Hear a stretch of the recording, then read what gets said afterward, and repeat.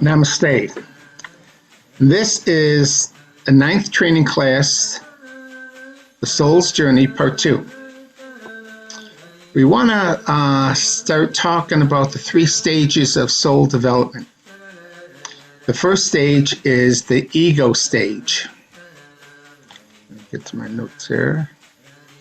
The ego stage is where the soul, when they first come here, never having a conscious mind and not knowing how to create, they create out of necessity, which is breathing, eating, drinking, and fulfilling their sensual desires. So it's basically a selfish stage where the soul is learning how to use the conscious mind and how to create. They're still programmed to learn wisdom, but they learn wisdom through trial and error, not consciously looking for wisdom. The next stage is the spiritual man stage, and they learn they create their creations is to satisfy responsibilities. They're looking to take care of family, take care of work, take care of friends, the relationship to the community, the relationship to their country. They start to dabble into the esoteric teachings, meditations, astrology, numerology, palmistry. They're starting to show an interest in that. Most likely they're programmed, religious programming. We'll leave it at that. In other words, raised to believe a certain belief system. And then the third stage is the co-creator God stage. And they create an alignment with universal laws and principles of harmony, balance, order, and unity for the good of all. Those are basically the 3 stages. The soul is programmed to learn wisdom. To become a co-creator God, God knows all things. God is wise in everything in creation. So the soul is programmed to learn wisdom through life experiences. That's how you learn, trial and error. So in the ego stage, wisdom is learned through their selfish motives, abusing others, and then feeling the karmic effect of universal laws of cause and effect and principles of harmony, balance, order, and unity. So they learn quickly about reaping their abuse to others, and it happens to them. So little by little, the ego stage soul developer is learning that his actions have an effect, a reoccurring effect on his life experiences. The spiritual man learns about self. He learns about his relationship to creation through his responsibilities of family, work, self, meditation. They're more conscious about not being selfish, but not quite being selfless. They still have a little bit of the ego. They do things for self. They want to please themselves, but they also are consciously aware of the responsibilities to work, family, community, friends, and so forth. Not to say they don't create karma or they don't abuse other people or they don't misuse their energies, but they're starting to become aware of maybe their thoughts affect their body, their health. That certain thoughts, unhealthy thinking shows up in the body as unhealthy conditions in the body, and so forth. So they're becoming a little bit more aware that there's more to life than what they believe there is. In the third stage, the Co-Creator God stage, they learn wisdom by being conscious in every moment. They're aware that their thoughts, words, and actions must be aligned with universal laws and principles of harmony, balance, order, and unity for the good of all.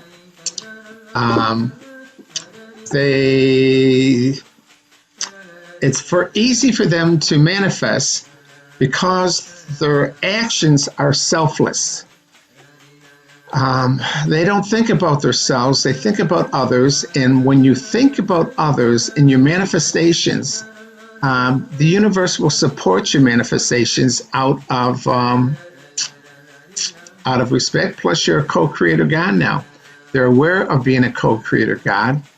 They're aware that there's no doubt when they want something and they know it's right and it's in alignment with universal laws and principles of harmony, balance, order, and unity, it will show up in their life. When will it show up?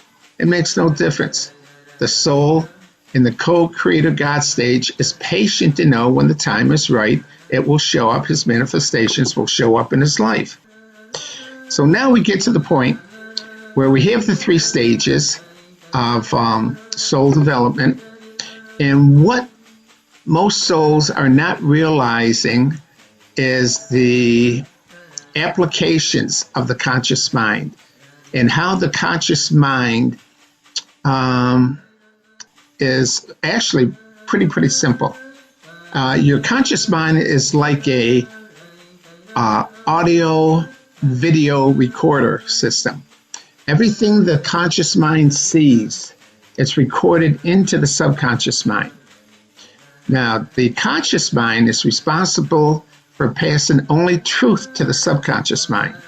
So, for an example, 2 + 2 is 4, that's a truth, so it will follow that truth into the subconscious mind. 5 + 5 is 30. No, that's not true, so that will not go into the subconscious mind. The subconscious mind takes everything the conscious mind sends it and believes it to be a truth. It doesn't edit it. It says that that's not my job. The job to edit this, whether it's a truth or not, is the responsibility of the conscious mind. So there's things that go into the conscious mind that the soul believes to be a truth, but is not a truth. When I was drinking the ayahuasca in Peru, and I spent 5 years visiting Peru for 10 to 20 days at a time, one of the drinkings I was shown a light body.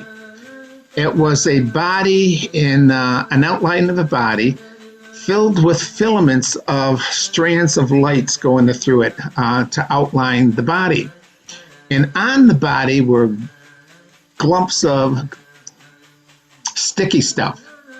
So if you were playing the light body, and if you, like a guitar, and you pling the guitar, instead of going ping, it would be plunk, all right? Because the clumps, the gummy substance on the light body prevented the light body from vibrating and radiating. So there's a prayer on the website. It's called the Prayer to Remove Emotional Parasites. And what this does is it's a very simple prayer.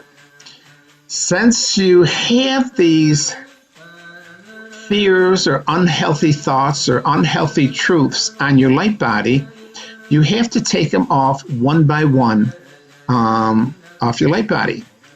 The same thing as if you have an audio recorder and you record something that you don't like, you go back and you find that spot that needs to be removed because it doesn't fit in your recording. So let's say you're recording a birthday party and someone acts up and carries on. So you go back and you delete that portion of the birthday party that the person is acting up so it doesn't ruin the whole video. Well, same thing with your body. Let's say, for example, that you're learning how to swim. And during the learning process of swimming, you slip and you fall in the water, and you go under the water, and you can't swim, and you have a difficult time, and someone rescues you, and you have a fear of the water. Well, that event is passed to the subconscious mind. The subconscious mind believes that it doesn't know it's not a truth. It believes the conscious mind passed that event to it, so it must be a truth. So that fear is now on your subconscious mind. So what you need to do is go back and remove that fear off your light body, out of your subconscious mind. And the process is very, very simple. All you have to do is activate the fear. Let's say, for an example, you're afraid of swimming. So what you do is you activate the fear of swimming, and someone's going to push you in the water, and you feel the fear in your light body, in your subconscious mind. You feel the fear in your body. You put your left hand above the navel, your right hand on your heart, and you say, after you activate the feeling, you say, this feeling is not mine. This feeling does not belong to me. I release this feeling in love now and forever. Amen. Instantaneously, that fear is removed from your light body. Instantaneously. I don't care if you've had that on your light body for 30 years. That fear is gone. So on the website, on the home page, you'll see this prayer to remove emotional parasites. We call them emotional parasites. After I received the teachings from the Egyptian god Thoth in Sydney, Australia, back in 2012, I took the prayer home to work with it on my light body because I thought, wow, this is kind of neat. But when I was working with it, the Archerians, seventh dimension spiritual beings who are masters of the emotions, came in and started teaching me that these feelings are parasites, emotional parasites, that they actually are entities on your light body, and they will play with your conscious mind and your thinking pattern. So in other words, if you go to remove a fear of water, the parasite that dominates this fear will intervene into your mind to tell you, you don't have to remove this fear. It's not really bothering you. When's the next time you're going to go swimming? Don't worry about it. Let it go. Don't remove this fear. And so you may or may not keep this fear, but as a soul, God doesn't fear anything. God doesn't fear anything.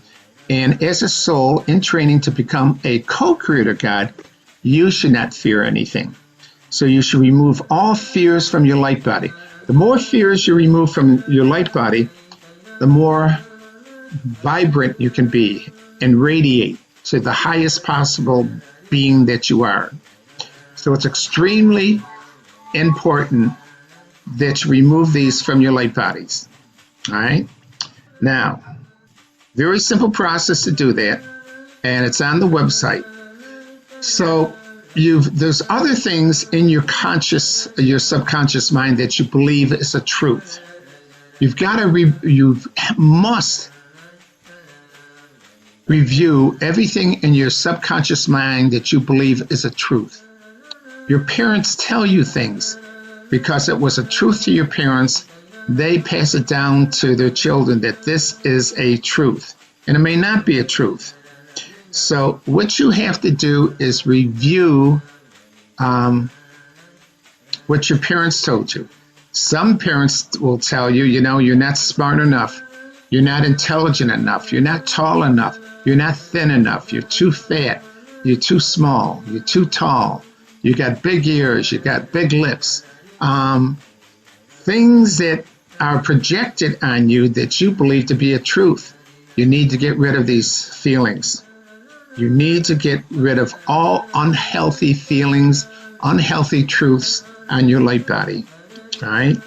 I want to talk about emotions and the God-embedded emotions in your light body. But we'll save that. We'll save that for the third teaching. But for now, what we're going to do is close this teaching down now. So you all have a great day. Much love and peace to all. Namaste. Bye-bye.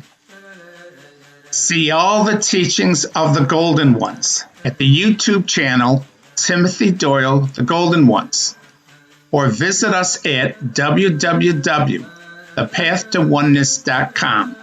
Also visit us on Facebook at The Path to Oneness.